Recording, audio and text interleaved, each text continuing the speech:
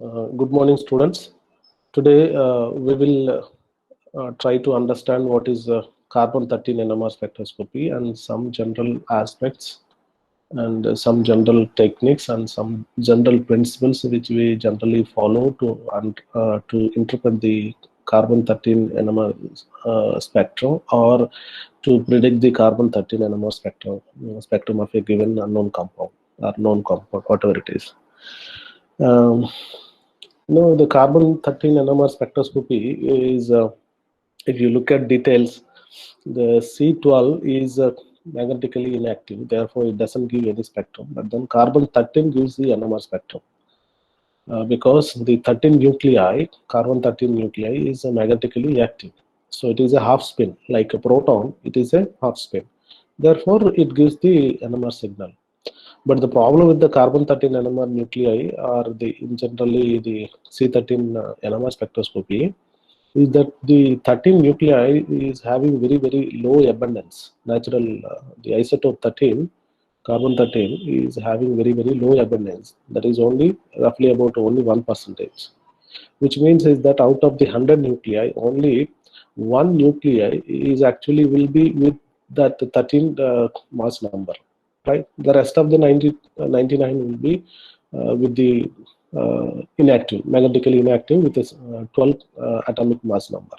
Okay, now any spectroscopy in general I'm talking about. So if the abundance, natural abundance of is less, then definitely that will lead to less or low intense signals. Okay, whether it is a NMR or whether it is any other spectroscopy, this is the problem.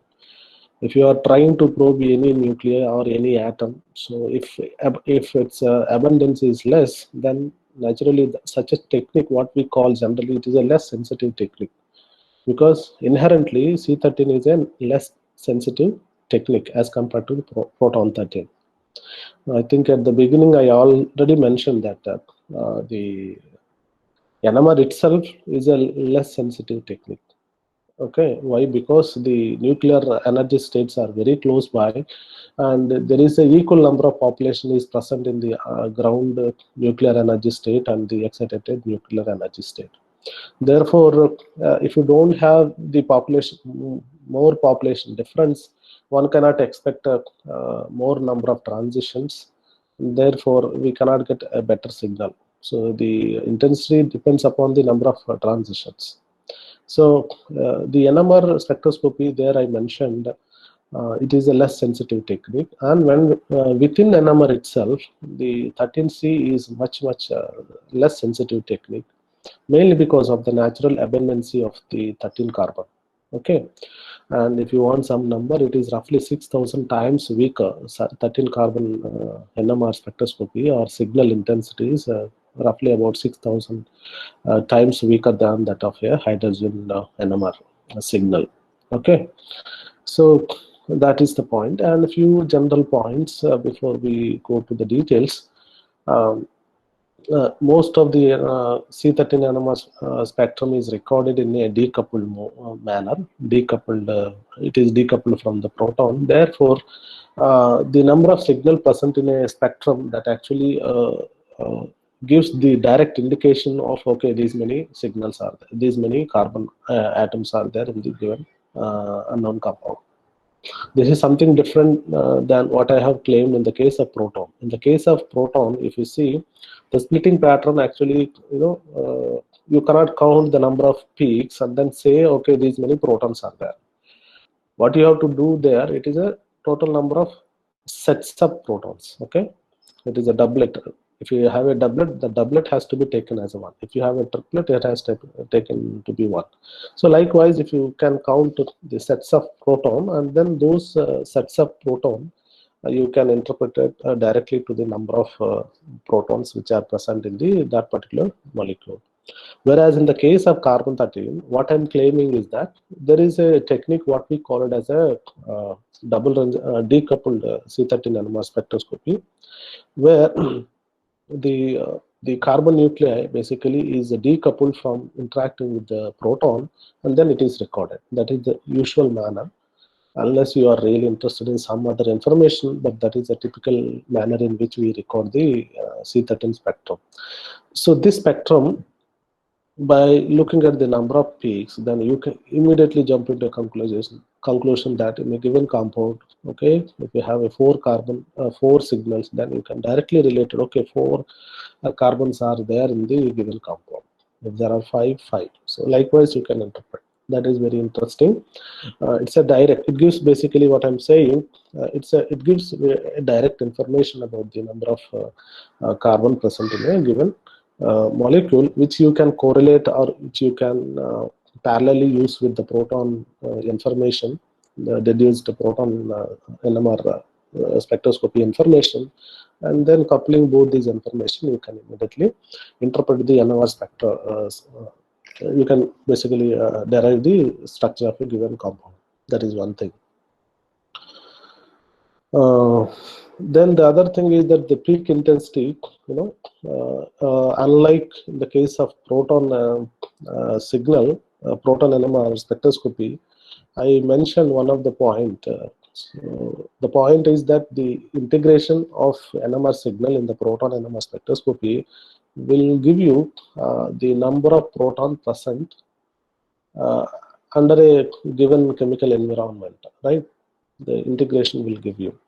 And in fact, I also mentioned while representing the paper that we write it, the chemical shift value within the bracket, then we write it is a doublet or triplet, multiplicity we mentioned, then comma, and then there will be total number of protons. It is 1H means there is only one hydrogen, 2H means two hydrogen, like that.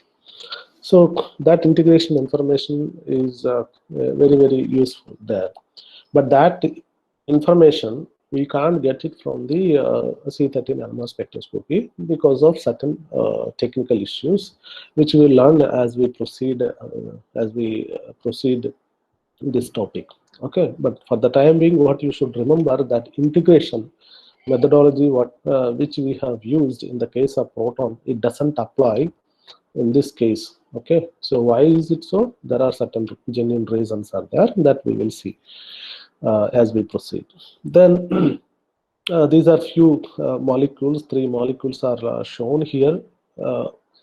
This is the dimethyl ether, as you can see here. So the interpretation of this is the dimethyl ether, and as you can see here that it is a symmetrical molecule, and then you have one set of carbons, this methyl carbon, therefore it will give one carbon signal. C13 NMR spectrum, if you record the dimethyl ether, then you will get one carbon signal. Then what about this chloroethane? It has 2 different carbon atoms are there, then you will get 2 signals. And here there are 3 different. This is one type of methyl carbon. This is another sp3 carbon, and this is another sp3 carbon. So these 3 different carbons are there, and then we will get 3 different signals. Okay, and another contradicting point or another important point which we should remember in the case of carbon 13, in the case of the proton NMR spectroscopy, the scale, NMR scale, x-axis scale is roughly between -4 to 20 ppm. Whereas that particular scale is much expanded in the case of C13. This scale is roughly between 0 to 220 ppm. In the case of C13 NMR, it is 0 to 220 ppm. So the scale is much broader, and this is primarily because of the gyromagnetic ratio of the carbon, and then the hydrogen both are different. So as a result, its scale is different. So that you should remember. And then the points which we have discussed in the case of proton NMR spectroscopy to predict the chemical shift values or to understand the chemical shift values, what are the points that we have learned there? For example, that I told you the simplest point to predict the chemical shift point is that the electronegativity of the around a particular proton, right? That is a point that we can directly use it here also to interpret the to expect the to predict the chemical shift values. Okay, similarly, I also mentioned there the diamagnetic anisotropy effect, right? So in the case of the aromatic ring and also the pi bonds, they contribute significantly to the chemical shift values. And those points again are also applicable here. And there is no, I'm not going to give further explanation on that. So please refer my previous lectures with regard to the chemical shift trends of proton NMR. Mostly I have discussed, and all these points are generally applicable in the case of C13 NMR spectroscopy as well. Okay, and like the proton NMR chemical shift values, we do have the standard tables where all the standard C13 NMR chemical shift values are basically listed in the most of the common tables, and from those tables we can directly take those numbers to predict the NMR spectrum of a given molecule. Okay, and just to give you just a feeling that I have listed here, this is if you have a sp3 carbon like this, and then its a chemical shift value is going to be in between these numbers, 5 to 45 ppm.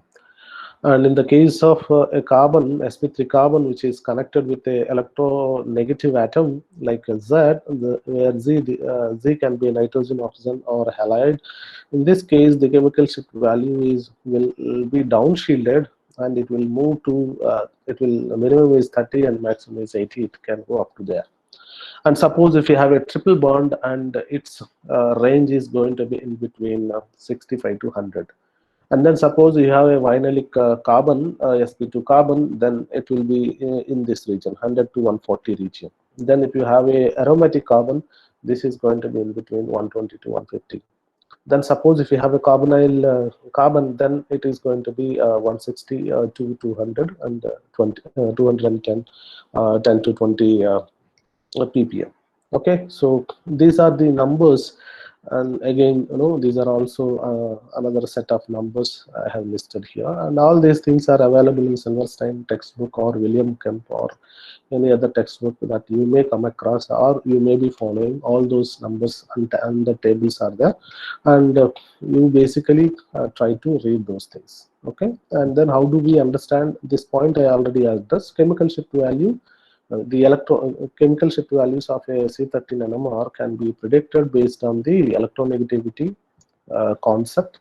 So how much electronegativity is there? Suppose if a carbon is attached with the electronegativity atoms, then definitely its chemical shift is going to be downfield shifted. Okay, then the pi bonds, pi bonds will cause downfield shift. That is also another concept, and primarily these are the two factors that governs the chemical shift values, and there is nothing to discuss more because we have already discussed in the case of proton NMR. Just to give you a feeling, this is the benzene. The upper spectrum is the benzene C13 NMR. As you know that the benzene has six, it's a symmetrical molecule, and then all these carbon resonate at one particular peak, right? And then it will give a singlet. And then let's say that you have a toluene. It is having six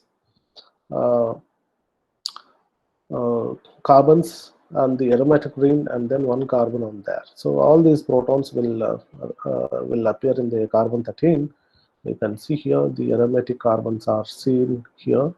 Okay, aromatic carbons are seen here, and then aliphatic carbon, this sp3 carbon, is seen in this roughly around 22 or 23 region that you can find this. Okay, and other ortho parameter, these signals can also be nicely distinguished, nicely visible in the case of a toluene carbon 13 NMR spectroscopy. Please remember that in the case of monosubstituted, especially with regard to alkyl substituted aromatic benzenes, I mentioned that all the 5 protons will resonate at one place, and then they will give.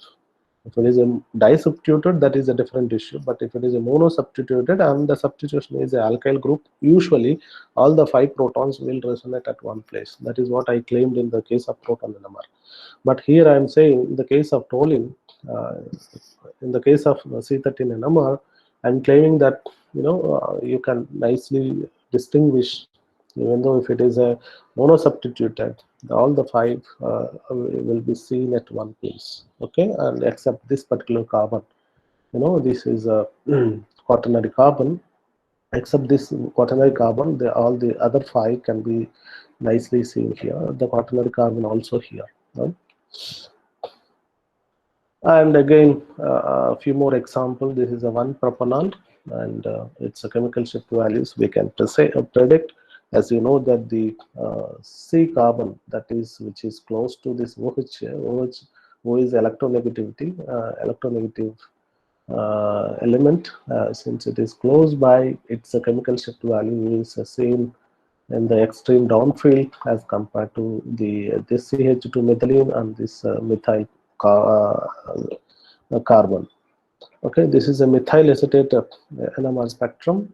So again, the same thing that we can apply. So this is this carbon, sp3 carbon, can be seen extreme right side, whereas this particular one can be seen extreme right side, left side of the spectrum. So you can see here it's a carbonyl carbon, and its a spectrum, its a minimum will be 160, maximum can be up to 220 ppm. So this is seen here, and then the other carbon, this methyl carbon, is seen somewhere somewhere 55 or so. Okay, so we can keep on discussing this type of NMR spectrum of C13, and this is a comparison of the proton NMR and the carbon 13 NMR of methyl acetate. The upper one is the proton NMR spectroscopy. As you can see here, its a scale is given from 0 to 10, whereas in the case of the C13 NMR of the same methyl acetate, then it's carbon signals here. You can see here there are three different carbons are there. Three different carbons will resonate at three different places. This is the extreme right 20, and then this is somewhere here. This methyl and carbonyl methyl is around 170 or so. Okay, so just to give you a small job to predict the carbon NMR spectroscopy chemical shift values, I have one example. I have a 2-bromobutane, and then I have labeled these carbon signals also, right? So there are 4 different carbons are there. Can you just let me know which carbon will be which signal belongs to which carbon? Let's say, what is A? Let me ask this way. So A is what? A is what? The rightmost signal. Yeah, yes. A is rightmost. And then from right to left when you are moving, this is B, right? And then this is C, right? This is C.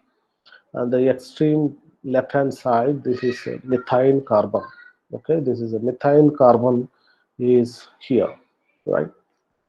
So say, what I use to predict this, what I use to assign these carbons to the signals, given signal, is just the electronegativity concept. Here bromine, we know that it is electronegative atom which is connected to a methyl carbon. Therefore the methyl carbon can be found on the extreme left hand side. It will be highly de-shielded. Okay, and the methylene carbon, then next go to methyl or methylene. That is the concept, right? So this carbon, you have on this carbon you have a bromine electronegative atom.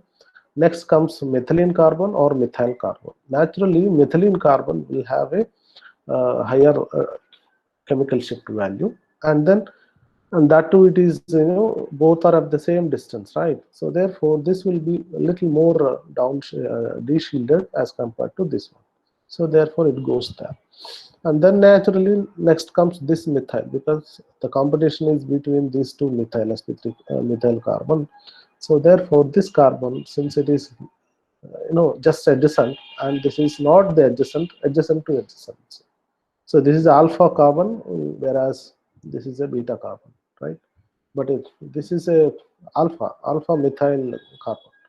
So that's where I have That is how that we can use this electronegativity concept to understand the chemical shift, the NMR spectrum of any given compound. Another example for you, that I have a ethyl acrylate. Can you just predict, all of you, where and how many, first of all, how many signals are there, and where they will give the what are their position, what are the positions of the C13 carbon. This is ethyl acrylate, and please predict the number of carbon signals uh, of this ethyl acrylate. Anybody can answer other than Kontal. Sir, can you please repeat that portion? Why the methylene comes in higher chemical shift than methyl? Which one? Why the methylene comes in higher value than methyl? What will happen in the case of methylene protons? Methylene protons will come in a higher field or a lower field. Are you getting my point? Higher field. Huh? Higher field. I'm talking about proton NMR spectroscopy, and then Yes. I'm asking a question whether methyl proton will be de-shielded or methylene protons will be de-shielded. Which one will be de-shielded? Methylene protons. Why? Sir, this I don't know actually. Hmm? It is because of the Plassey effect.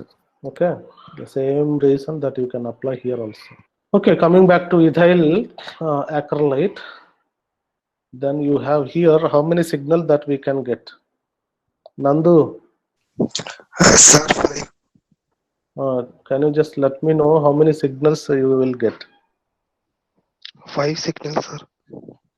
Okay, very good. Can you just let me know what are the positions, approximate positions? Let's say this Sir, methyl. that is in right side. Hmm. Next is Second either one, this CH2 or this CH2. that's CH2. This one. This No, one, right? this, yes. This one or this one? That is the question. The right side. Yeah, this one. This one comes. Okay. Then next one will be Next one, fourth one. this one. Yes, sir. Okay. Okay, fine. So I will give you the answer. And there are 5 different signals, the carbon signals, carbon signals that we can get from the C13 NMR. So there are, this is 2 different, and 3, 4, 5. Okay, so their approximate positions we can expect here, like this. Okay, here there is a methyl carbon, right? Simple methyl sp3 carbon. Therefore, it will be around uh, uh, 10 to 15. Then this is next comes later, methylene, this is again sp2 carbon, sp3 carbon. So this will be there, next one. Whereas this one comes later, because this is a vinyl carbon. Vinylene carbons are generally, sp2 carbons are seen much higher downshielded region, right? That is what I have mentioned, that initially on the left hand side alkyl carbons, sp3, sp2, like sp3 carbon. Within the sp3 also, whether it is a methyl carbon or methylene carbon or methane carbon, those things will be there. Next comes, the alkyne carbon. Next comes the vinylene carbon. The vinylene carbons can be found anywhere between 100 to 150 region, sorry, 80 to 150 region. So that is what it is. These carbons can be seen in this region, 130 around this region. And this is a carbonyl carbon. This carbon comes, extreme left hand side. This will be highly de-shielded. And in fact, the actual values recorded for ethyl acrylate are shown here. The methyl group, what we predicted is roughly 10 to 15. That comes at, if you record the spectrum, that comes at 14.1 ppm. And this sp3 carbon comes at resonate at 60.5 ppm. Whereas this carbon, these two vinylene carbons can be found 128.5 and then 130.3. Then this one will be seen at this region, 166 region. So that's all the ethyl acrylate C13 NMR spectrum. And what I did was, if you just try to recall, what we have to do. Suppose if a problem is given to you in the examination point of view, okay, a molecule is revealed to you, and then you may be asked to predict what is the chemical shift, predict the approximate chemical shift values for the different non-equivalent carbon atoms. Then what we should do is this. First of all, we have to find out the number of distinct carbons in the given molecule. That is the primary job. Okay, so how many different type of NMR C13 carbons are there? And then later on, you also parallelly note down those things, whether it is alkyl or vinylic or aromatic or maybe ester carbon. So these kind of thing. So carbonyl group. So this kind of thing you have to write down parallelly. How many are there and what are those things? You have to write it.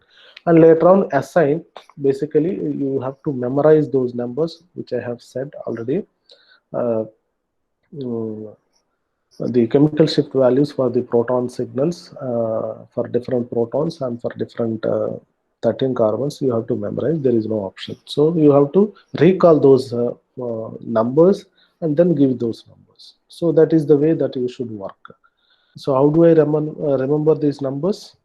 So the same answer I have given at the time of the proton NMR spectroscopy. There is no shortcut, and you have to work out, and you have to find your own way to memorize these numbers. But to understand the trends, probably the electronegativity concept and then pi bonds and then diamagnetic anisotropy, these will helpful. But then to exactly remember those numbers, I don't have any strategy or shortcut to give you. So this is person to person vary, and is a fact. When you are learning any a new subject, there are few things. One, concept can be understood from the basic to very extreme case can be understood. Once you understand basics, and then the complex thing can be easily understood. There is no problem at all.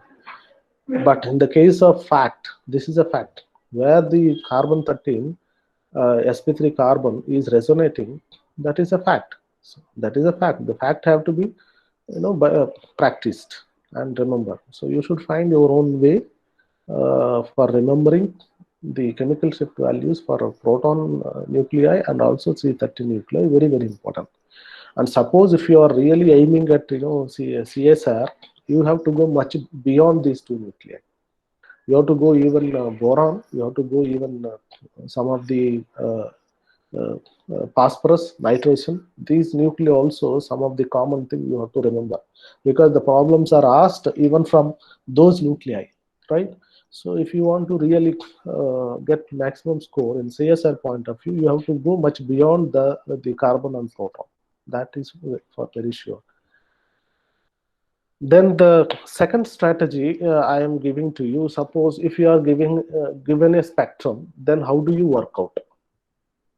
Okay, if you are given a spectrum, the first strategy applies. Suppose if you are supplied to a molecule. The second strategy, suppose if you are provided the spectrum, how do you work out? Or if you provided you the data in terms of running text, how do you work it out? That is the second strategy. So basically, you look at the spectrum, and then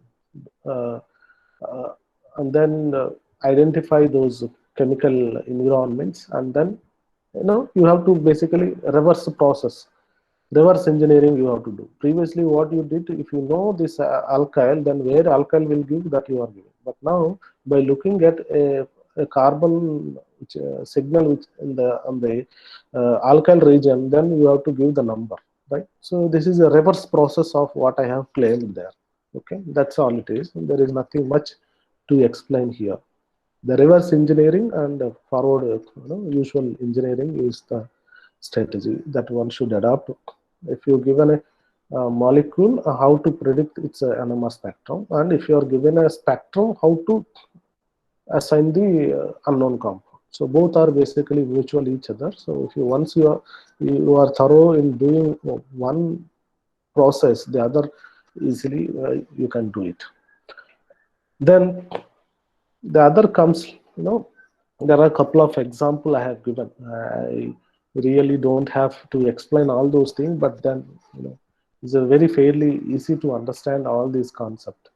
You can see here that you have a bromocyclohexane, okay, bromocyclohexane molecule, and here you can just try to see there are different signals are there. There is 1, 2, 3, 4, right? So there are 4 different type of signals are there. 1, 2, 3, 1, 2, 3. Okay, these are the carbons will be resonating at one place. This is meta carbons will be resonating at one place, and then this is para carbon, and this is the alpha carbon. So these different signal that we will get basically 4 signal, and you can see it's a real carbon 13 NMR spectrum. You can find this. And the down one is cyclohexanol. Cyclohexanol. This is also of the similar type. This is also in the similar way. You can predict there are 4 different carbons are there, 4 different signals can be understood. What is the major difference? The major difference from this and this is the electronegativity. So the electronegativity of the Br and the electronegativity of the oxygen are different. As a result, there is a slight change in the positions. That's all it is. Here you can see that this D carbon is connected with a highly withdrawing oxygen atom. Therefore, it will be somewhat more de-shielded as compared to the bromocyclohexane case, right? That's the only difference between this and that. Okay. Other than that, there are slight variations.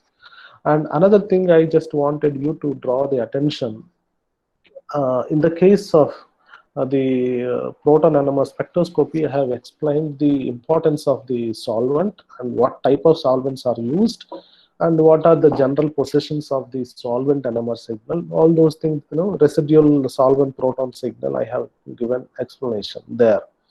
Now, in the case of C13 NMR, the similar things are there, but then little more than that you have to understand.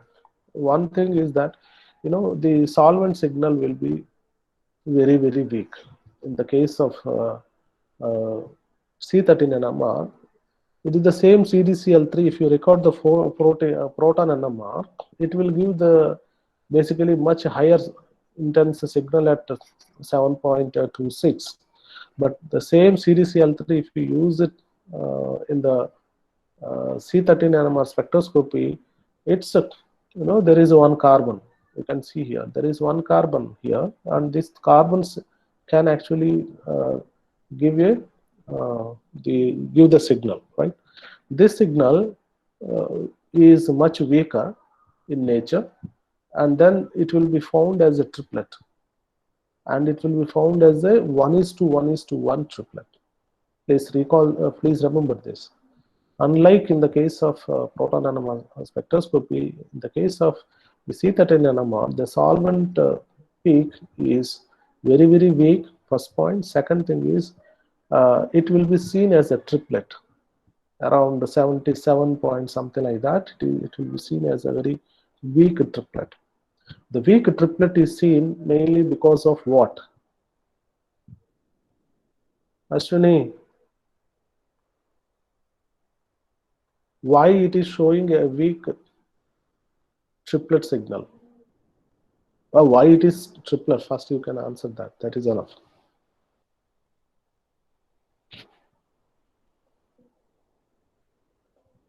Ashwini, are you there? Yes, sir. Can you give any possible answer why it is a triplet?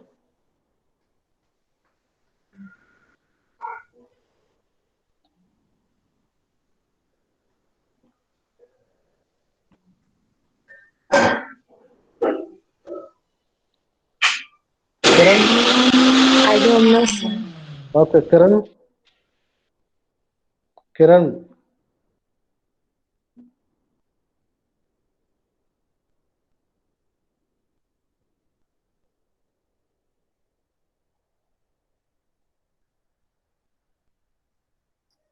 Archana?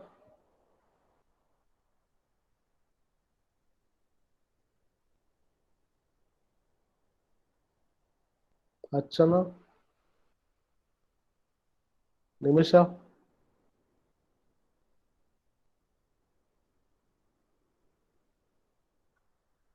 Nobody's answering. Anybody can answer. Why it is a triplet? Hello, sir. Yes, Ravi. I think so because of deuterium, which has nuclear spin 1. Oh, it is Srikanth. Okay. It is because of? Deuterium, which is having nuclear spin 1. Very good. So right answer, because carbon is coupled with the deuterium spin, which is 1, and therefore it will be seen as a triplet. And then it is giving the low intensity because of the longer relaxation times. Okay. Within that time it is not relaxing, therefore the intensity basically reduces. That is another point. Hello, sir. Yes, Atul. Hello, I am Kiran, sir. Yeah, tell me. So you are not responding. Sir, my network is problem, sir. In But between it will lapse. okay, fine. You are listening class, right? Yes, sir, I am listening. Okay, very good. So likewise you Sir. can. Yes, Sir. Ravi. Sir, Yeah. cyclohexanol. Why B value is higher than A? That I have observed. In cyclohexanol, B value is higher than A. Why, sir? I think probably that is, in the case of bromine and the halides, especially chlorine, bromine, I think you have a lone pair of electrons, no? Even though it is an electron withdrawing, there is some kind of this donation also there. Probably that is because of that. But this difference is not very, very much significant. It is a small difference. You can see here not even 1 ppm difference. But primarily, I think what I'm guessing is because it has a lone pair of electron, it is also donating, right? It can donate electrons probably because of that. Sir, it can donate the lone pairs. I think only when there will be pi bond, but there is no pi bond. The sigma donation also possible in rare cases. Okay, is it not possible? Sigma donation? Yes, sigma bond donation also possible, but in this case it is possible or not, that we have to check it. Okay, I have to check that one. But sigma donation is also there, right? CH donation. Yes, but that is very weak, almost negligible. Yeah, probably. Yeah, that is what I have to check. I said. Okay, so this difference, this question is valid. Why these are reverse?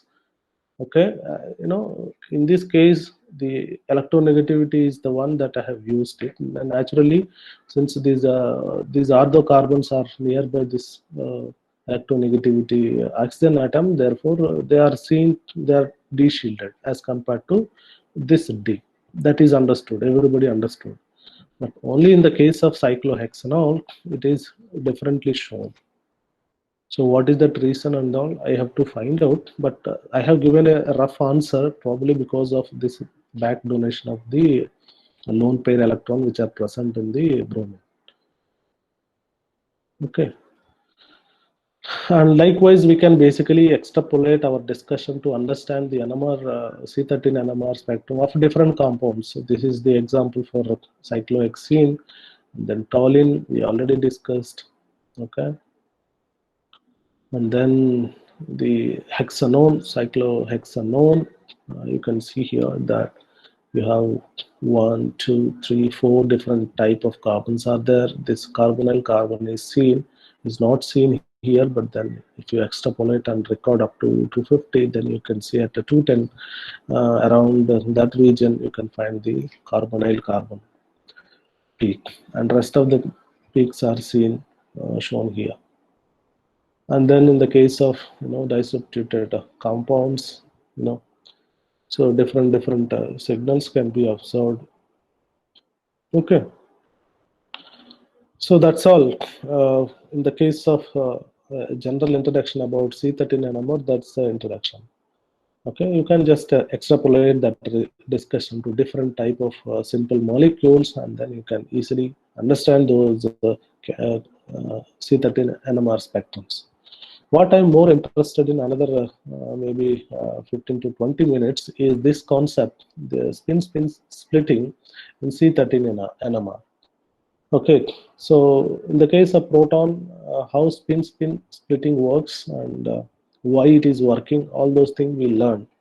And then spin-spin coupling in the case of proton actually causes the multiplicity, and then the fine structure is because of the spin-spin coupling. And then we have learned that what is zero order, first order, second order, and different order spectrums. Then what kind of information that we get from the spin-spin splitting, that we have learned very thoroughly till last class.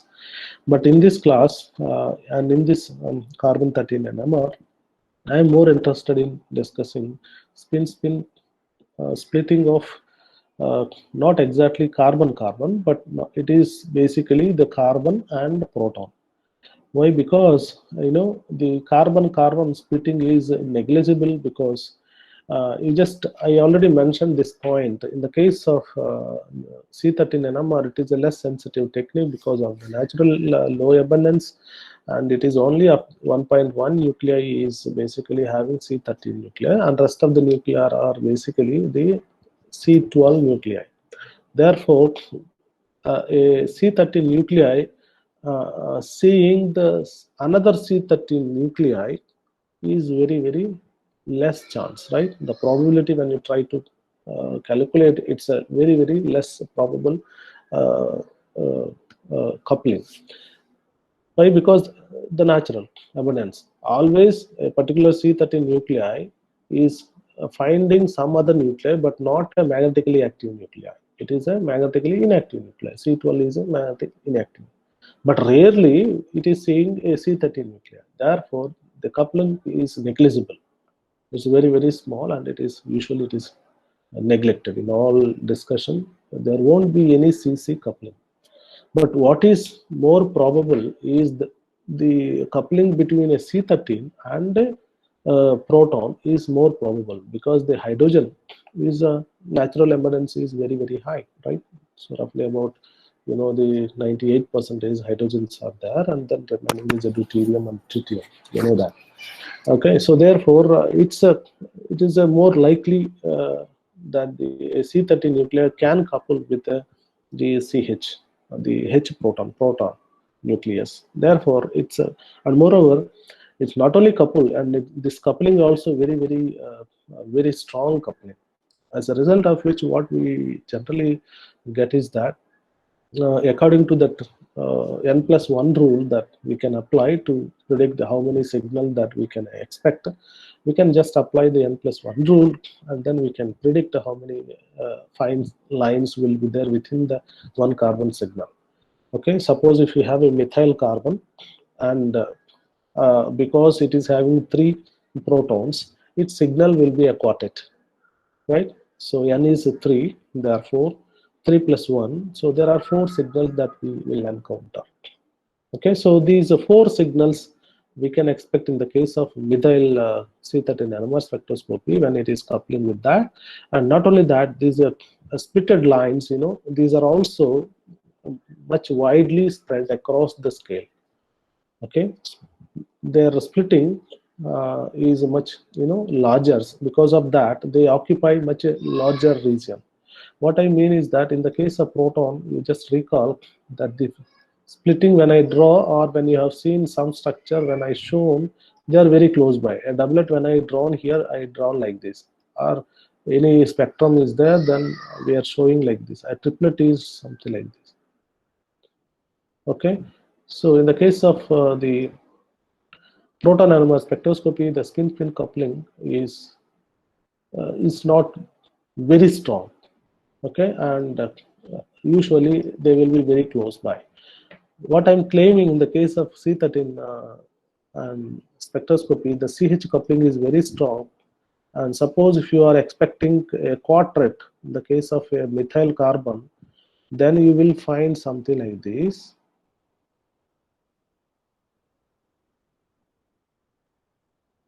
Okay, so something like that you will find it for a CH3 methyl group. Okay, it is coupling. This is also coupling, this is also coupling. But then how strong it is revealed here. It is very, very strong couple.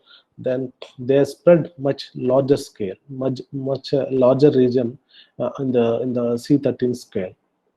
Okay, now sometimes this will invite a problem also. Sometimes this will invite a problem also. Now the question is, when you are trying to interpret, then this appears like a separate peak. You don't find it like it is a splitted peak. You find it like a separate peak. And then if you are not really thorough with the spectroscopy, then you will also assign this particular peak to some other carbon, right? So this is one of the drawback of the C13 NMR spectroscopy, right? So there are 2 points I am claiming before you, that in the case of C13 NMR, the spin-spin coupling is not between the C13 and C13, but it is between the C13 and a proton. Okay, that is the first point. Second, and then C13 splitting is ruled out, or it is very, very less probable, therefore it is ruled out. That is the point number one. Point number two comes like, the coupling is very, very strong. As a result of which, how much it is strong, if you want some numbers, the coupling constants are usually found in between 100 to 250 hertz. 100 to 250 hertz. So it is as a result, the coupling peaks appears like a separate peaks. And if you are really not thorough with the spectroscopy, there is a high probability that we will assign these splitted peaks to some other nuclei, and then we will end up with a problem in getting the answer, right? So that is the second point number two. However, in the case of C13 NMR, there are some new techniques are developed where this coupling can be totally avoided. Okay. However, what I said, just beginning previously also I mentioned, there are certain techniques what we call it as a decoupling techniques, or generally we call them as a double resonance techniques. This technique actually what they do, they decouple the interaction between the two nuclei, and then they make the simple they give the simple spectrum rather giving a complex one. Okay, why we need a complex one? Why we need a simple one? Because the coupling is strong, and therefore the individual splitted lines itself, they appear like a separate line. Therefore, when you are trying to interpret the data, we will get a problem. Therefore, it is better if there is no coupling. Then what is just by looking at the number of signals in the given spectrum, and then I can immediately find out these many carbons are there, and based on their position, I can able to tell whether it is alkyl carbon, or it is a carbonyl, or it is a vinyl, or it is aromatic. This information I can immediately draw from the spectroscopy. Okay. So this makes this particular decoupling technique make the C13 NMR spectrum so beautiful in combination with the proton NMR spectroscopy, that it becomes so useful and handy spectroscopic technique to immediately assign the NMR spectrum, immediately assign the molecular structure of a unknown compound that we synthesize in routine laboratory. Okay. So what I am talking about is this, I have given an example of ethyl phenyl acetate. What I'm talking about is this, okay? Ethyl phenyl acetate. Can you just concentrate here? Can you just concentrate here? And here, what are those signals? These signals actually correspond to a methyl, this one, sorry, not this. This is this, and also this, right? Not, and also this, and also this, or this. Okay, so these are the different carbon signal that we can found in this. Okay, and the extreme methyl things are seen here. methyl, this quartet is seen here. You can just notice here the methyl quartet. It is a quartet. Okay, and this one, sorry, this carbon is having 3 protons. Yeah, it is correct. Yeah, this carbon is having, it is a CH coupling, right? So this methyl is having 3 CH, therefore it will appear as a quartet. And this carbon is having 2 protons, therefore it will appear as a triplet. This is here. And this is, sorry, I think this one is here. Okay, this one is this triplet. And this one is, this CH2 is this. Okay, let me erase this thing once again and draw freshly so that you understand easily. This methyl quartet is here. Okay, and this one, since it is directly coupled to this methylene carbon directly coupled to a oxygen atom, and this is seen here. Okay, and this triplet actually is due to this. Okay, now you can see that when you look at immediately, when I showed you that, you know, these are like different peaks, right? Because, you know, they are widely separated. They appear like a separate peaks, right?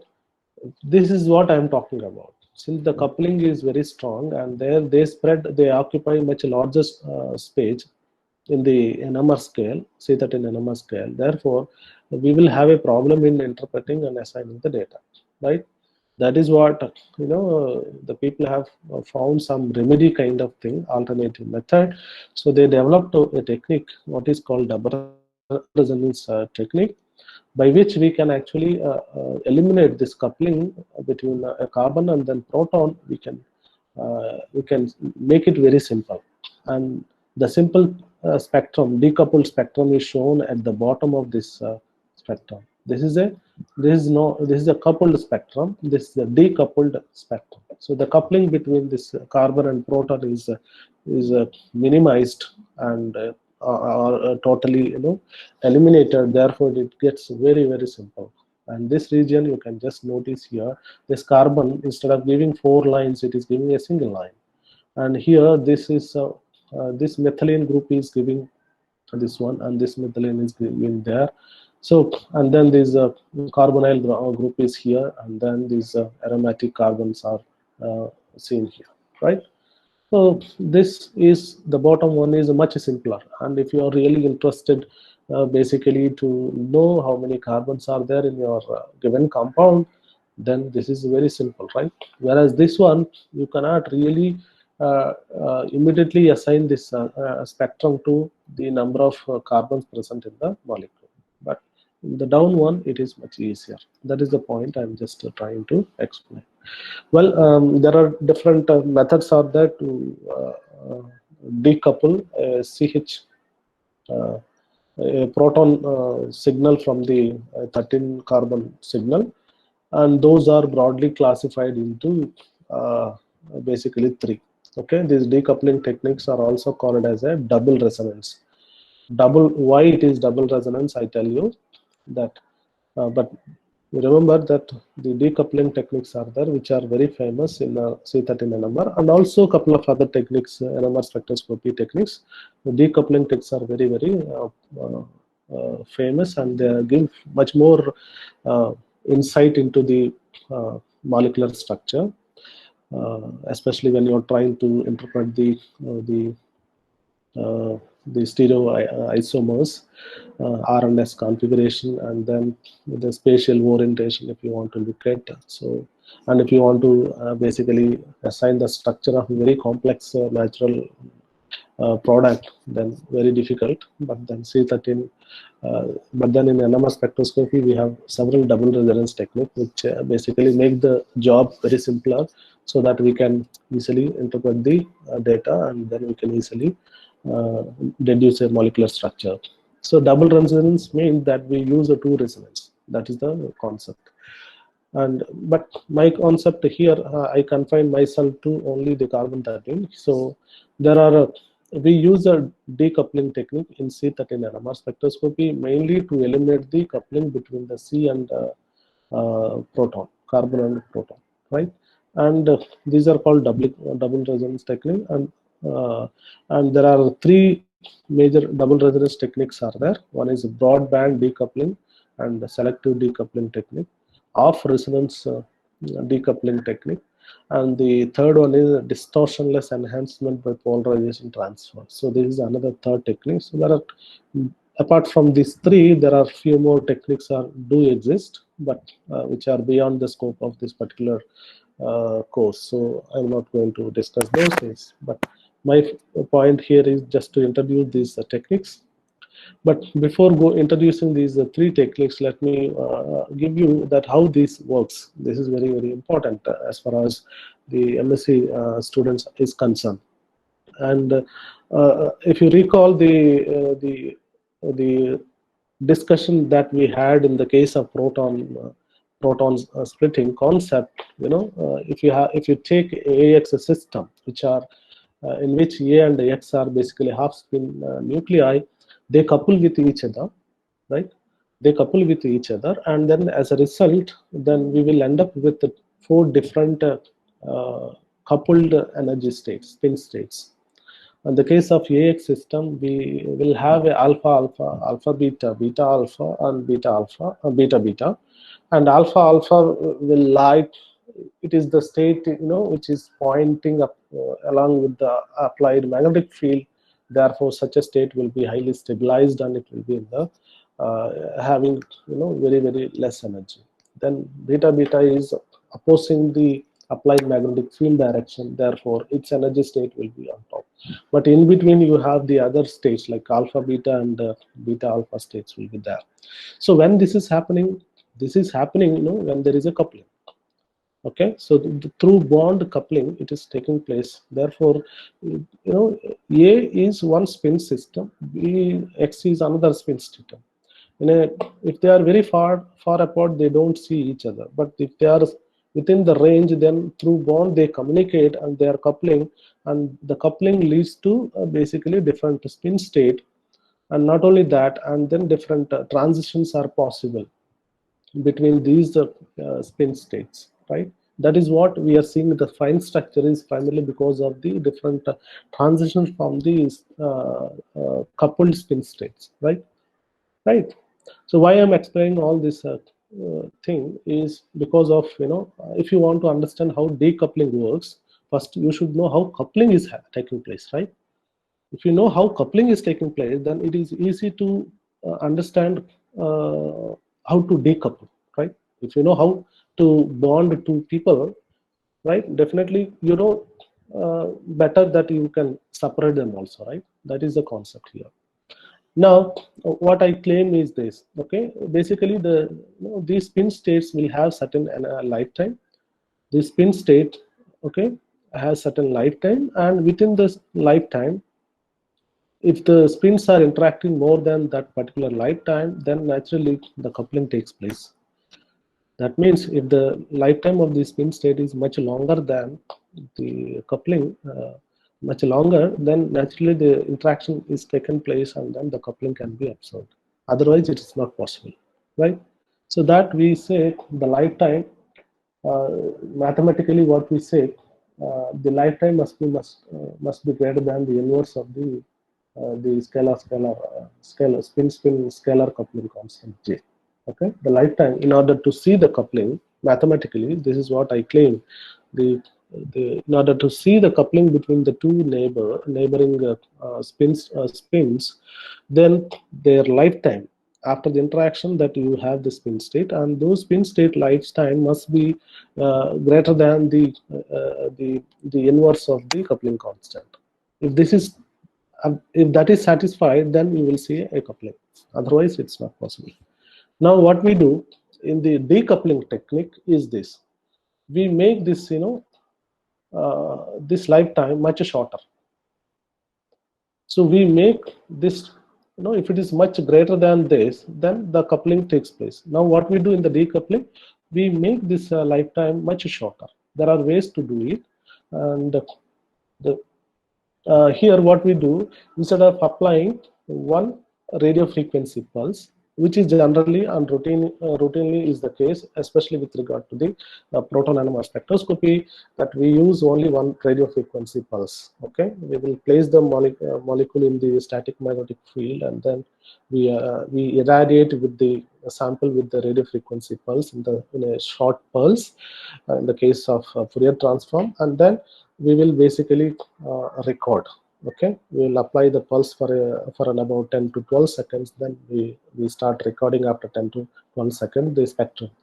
But in this case, in the case of the decoupling technique, we use the two radio frequency pulse, not one. Okay, we use two, and these pulse basically two different pulse. One is basically to record the C13 spectrum. The other one basically to eliminate the coupling. The other one basically to eliminate the coupling between the proton and the carbon. Okay, so that is why, since we are using two radio frequency pulse, we call it a double resonance techniques. Okay, so here comes the first technique which I have classified. There are several techniques I mentioned, but broadly, which I'm going to explain to you, is the three techniques. One is the broadband decoupling. In the broadband decoupling technique, here again that we have ethyl methyl compound that which I have shown. So this particular compound, in the broadband decoupling, what we use here, we use a two radio frequency pulse, one to record the proton, the other one to totally eliminate all the resonating frequency of the protons. Okay, so I said there is a decouple. I said there are two different pulses are there. So the one pulse will be always kept on. Okay, this pulse actually, this pulse frequency is actually set, its frequency will be from 40 to 70 megahertz frequency. With that, it will be tuned, and that frequency will be supplied during the entire process of recording the C13 NMR spectrum of the compound. Therefore, what happens if the pulse is continuously on? What will happen? You know that in the case of proton, how this spectrum is taking place. When you apply when you place the molecule in the static magnetic field, you have a spin state. Different spin states are basically, earlier it is coupled together, but then the moment you place them in the external magnetic field, they separate. And then transition from this to this should take place. Only then you can see the NMR signal, right? To that happen, we are applying radio frequency in the case of a simple proton NMR spectroscopy. But here in the case of C13, what I'm saying is that, and then in order to see this transition in the case of proton, we just apply a short while and then we just stop it.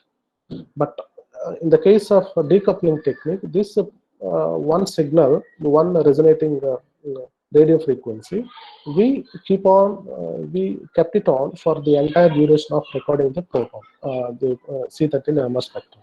Therefore, what happened? The protons are continuously, since it is continuously on, it will go to the upper energy state and come down. It will go, come down, go down, come down. So this make a transition from this to this. So, so this what we call it as a, as a result of which, after some times, initially you will find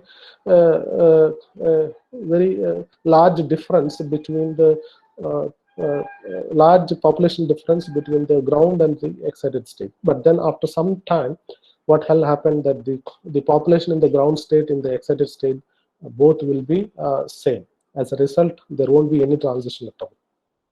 Transition, in order to happen, that there should be an imbalance in terms of the population, the Boltzmann distribution that you can apply. If there is a huge population difference, then you can expect huge number of more number of transition. Accordingly, you will get a better spectrum. But in the case of, since the decoupler is on continuously for a long time, then what happens? Initially there is something, but then after some time, then there is a process happens. The process, what we call it as a saturation. The saturation means the population in the ground state and excited state becomes equal. Therefore, net transition doesn't take place either from this side or from the ground state to the excited state, or excited to the ground state doesn't take place. Okay, the job of the decoupler in this broadband coupling. So what we do, we irradiate the sample with a second radio frequency pulse, which will have a frequency of 40 to 70 megahertz, and keeping the other, carbon 13, other resonating radio frequency is used about 15 megahertz. Therefore, what will happen? The coupling between the protons will be totally eliminated. So that is the overall view of that. Okay, so broadband means we use a broad range of radio frequencies such that all the proton signal will be totally eliminated. Okay, that is the concept here. So the advantage of this particular thing and disadvantage of this particular technique is listed. You can see here. Just by looking at these numbers, this is a coupled spectrum, this is a decoupled spectrum. Just by looking at this number, we can easily jump into a conclusion and interpret our data. That is a great thing.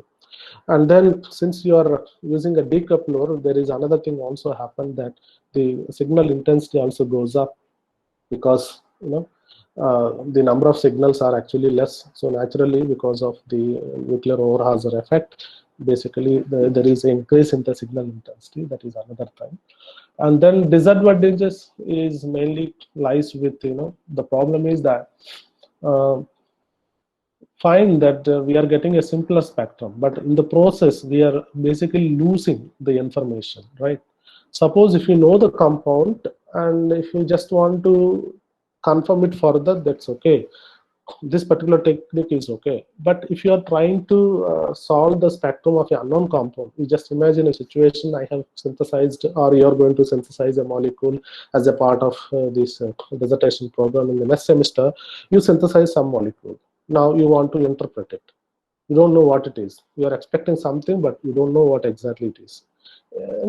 Especially when you are dealing with unknown compound, we need more clues. I already given an analogy. Solving the molecular structure of a compound by using any means of spectroscopic techniques is actually depends upon the how many clues that you gathered, right? You have more number of clues, better is the chance of solving the better is the chance of solving the puzzle, right? So in this process, as you can realize, that there is information is lost. The splitting information is lost. If the splitting information is lost, I will know overall, okay, these many number of signals are there, but I will not know what is the neighbor of a carbon, right? For example, this is a carbon, this is a carbon, this is a carbon. But then what is this carbon? Whether it is sp3 carbon, right, or sp2 carbon, that I don't know, right? Because I don't see any splitting, right? So this information is needed sometimes, right? That is the point I'm saying. So that broadband decoupling is okay in some cases. In some cases, it is not okay, because we want some kind of splitting pattern as well, such that that information can be interpreted, used, so that we can predict the neighbors. What are the neighbors of that particular carbon atom? That can be found. So in order to address this, the another technique, what we call it as a off resonance decoupling, has come into the picture. Off resonance decoupling technique has been developed. And this technique, what is generally done is that it is off resonance. You know that. So in the previous case, we use a broad band of radio frequency pulse to totally irradiate the coupling. But here what we do, we actually go little away from the resonance peak of a proton, and then we apply continuously to the sample that decouple, and then that will give you much more simpler spectrum. Okay, I think I will stop here. Already the time is 12:15, and some time is wasted in between also. So the off resonance decoupling technique onwards, we shall continue in the next class.